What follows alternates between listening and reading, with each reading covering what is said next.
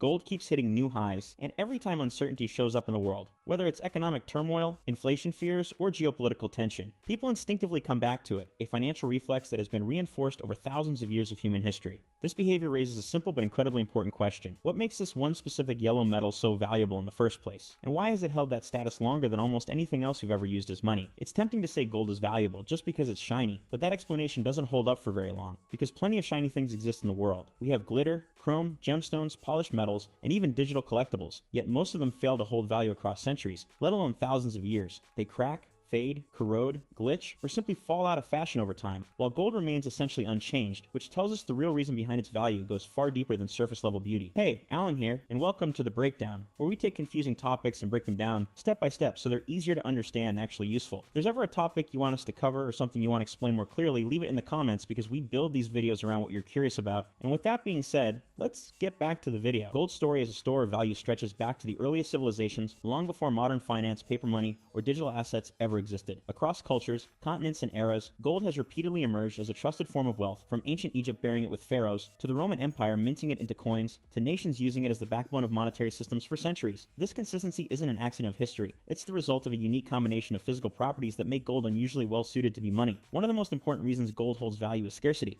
because gold is naturally rare and extremely difficult to extract from the earth. All the gold ever mined in human history would fit into a surprisingly small cube, and even today it takes enormous amounts of time, energy, and capital to pull tiny quantities from deep underground. No matter how high demand rises or how much the price increases, you can't simply create more gold on command, which means its supply grows slowly and predictably over time. This slow supply growth stands in sharp contrast to modern currencies, which can be printed, duplicated, and expanded at will by central banks. When new money is created faster than economic growth, the value of each unit is diluted, which is why inflation exists and purchasing power erodes over time. Gold cannot be diluted in this way because its supply is governed by geology rather than policy, making it a natural hedge against inflation and currency debasement. Another pillar behind gold's enduring value is durability, and this is where gold truly stands apart from most other materials. Gold is chemically inert, meaning it doesn't rust, rot, or decay, even when exposed to harsh environments over long periods of time. A gold coin lost centuries ago can emerge from fire, water, pressure, or burial looking almost exactly as it did when it was first minted, which allows gold to preserve value across decades, centuries, and even millennia. The very same gold atoms mined by ancient civilizations can still be melted, reshaped, and used today in bars, jewelry, or even advanced electronics without losing what makes them valuable. This physical indestructibility means that value stored in gold doesn't simply disappear over time, which is a critical trait for something meant to preserve wealth across generations. Gold has also functioned well as money throughout history because it is practical to use, combining several traits that are difficult to find in a single asset. It concentrates a large amount of value into a small and portable form, making it far easier to store and transport than bulky alternatives, while also being perfectly divisible, since a gold bar can be split into smaller pieces without losing proportional worth. Unlike assets such as diamonds, which lose value when cut, an ounce of gold is simply 2 half ounces. Just as importantly, gold is consistent and uniform, because an ounce of pure gold in one part of the world is identical to an ounce of pure gold anywhere else. This universal consistency makes gold easily recognizable, comparable, and tradable across borders, which is why it was able to function as a global form of money long before modern communication or financial systems existed. Perhaps the most important pillar behind gold's value is independence, because gold carries no counterparty risk and does not rely on a promise from anyone. A stock represents a promise from a company, a bond is a promise from a government or corporation, and a paper currency is a promise from a central bank, meaning their value depends on the stability and credibility of those institutions. Gold is different because it has no issuer and no central authority standing behind it.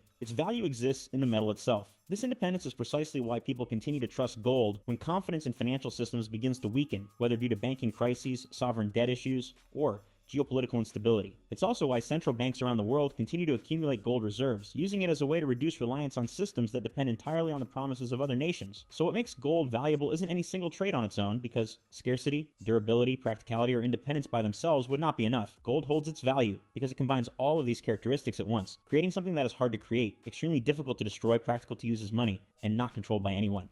To answer the original question clearly, gold holds its value because it represents a rare form of financial certainty in an uncertain world, offering a store of value that has survived thousands of years of change without relying on trust in institutions. And that's the breakdown. If you learned something new, leave a like and subscribe, but more importantly, drop a comment with what we should break down next, since these videos are driven by your requests. And until next time, stay curious and keep learning.